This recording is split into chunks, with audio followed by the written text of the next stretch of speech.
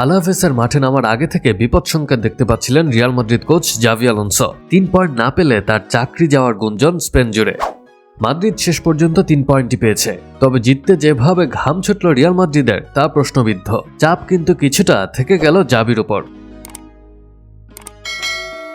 আলাভেসের মাঠে 2-1 গোলে জিতেছে রিয়াল। জানুয়ারির পর লা লিগার প্রথম গোল করলেন রদ্রিগো। ইনজুরিতে সিটি ম্যাচে মাঠের বাইরে থাকা কিলিয়ান এমবাপ্পে এদিন খেলেছেন, কিন্তু চোট যে পুরোপুরি যায়নি তা ফুটে উঠেছে তার পারফরম্যান্সে।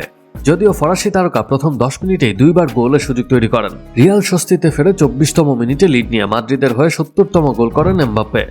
রদ্রিগো বলের দখল নিয়ে জুড বেলিংহামকে দেন। ইংল্যান্ড মিডফিল্ডারের বাড়ানো বলে বাকি কাজ করেন এমবাপ্পে। দ্বিতীয়ার্ধের শুরুতে আরেকবার গোলের সুযোগ তৈরি করে রিয়াল। আন্তোনিও সিলভেরা ডাবল সেভে তাদের হতাশ করেন। রিয়াল মাদ্রিদের ওপর চাপ তৈরি করে আলভেস 69তম মিনিটে সমতা ফেরায়। থ্রু বল নিয়ন্ত্রণে নিয়ে দারুণ দক্ষতায় ভিসেন্তে জাল কাপান। ধীরে ধীরে চাপ বাড়তে থাকে রিয়াল মাদ্রিদের ওপর। শেষ পর্যন্ত আবারও এগিয়ে যায় তারা। রদ্রিগো বলের দখল নিয়ে লিগে নিজের গোল খরা কাটান। সব প্রতিযোগিতা মিলিয়ে 2 ম্যাচ হারের পর জিতল রিয়াল। 17 ম্যাচ শেষে লা লিগায় তাদের পয়েন্ট 39।